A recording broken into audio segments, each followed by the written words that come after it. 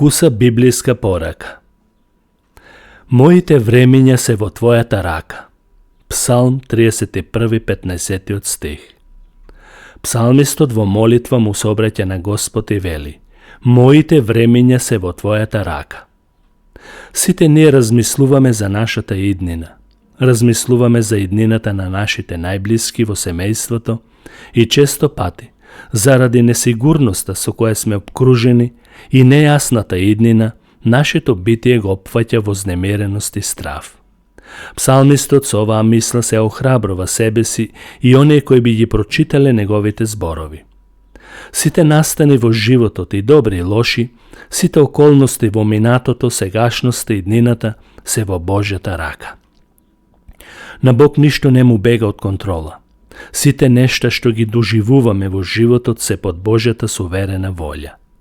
Ние верните не живееме под нешто што се нарекува судбина, така му било пишано или таква му била судбината.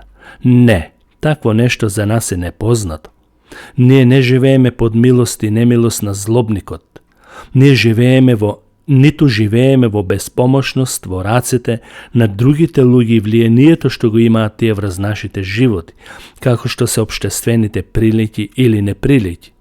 Едноставно речено, како што заклучува псалмистот, сите наши времења, денови, часови и минути се во Божјата рака.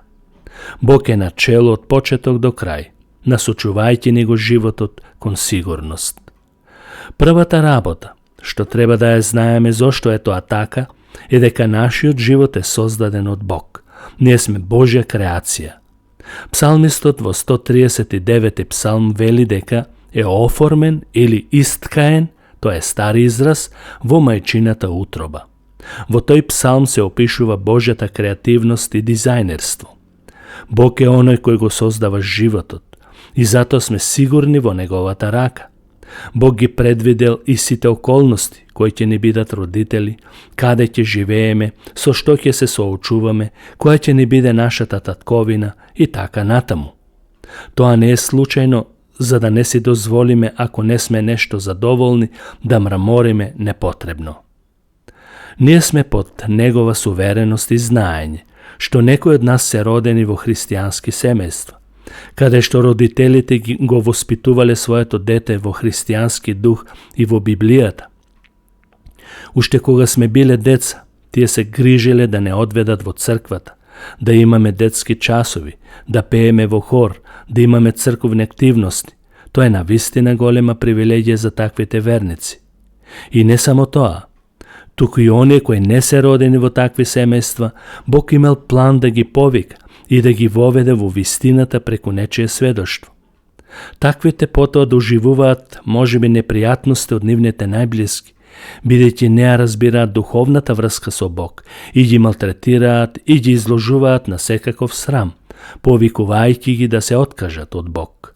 Но и тоа е под Божја контрола и знаење, зашто времињата и деновите се во Божјата рака.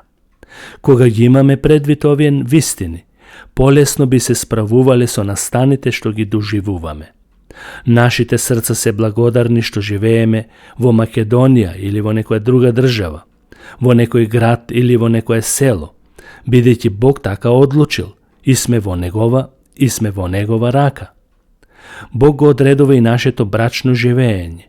Тој предвидел со кого ќе живееме, колку деца ќе имаме или нема да имаме. Тој предвидел кој ќе се обратат нашите деца и ќе станат христијани и ред други нешта. Ваквото сознание е навистина прекрасно.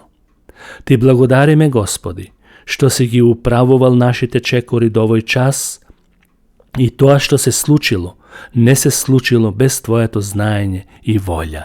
Ти благодариме, Господи, зашто времињата и деновите и минутите и часовите се во Твојата рака. Амин.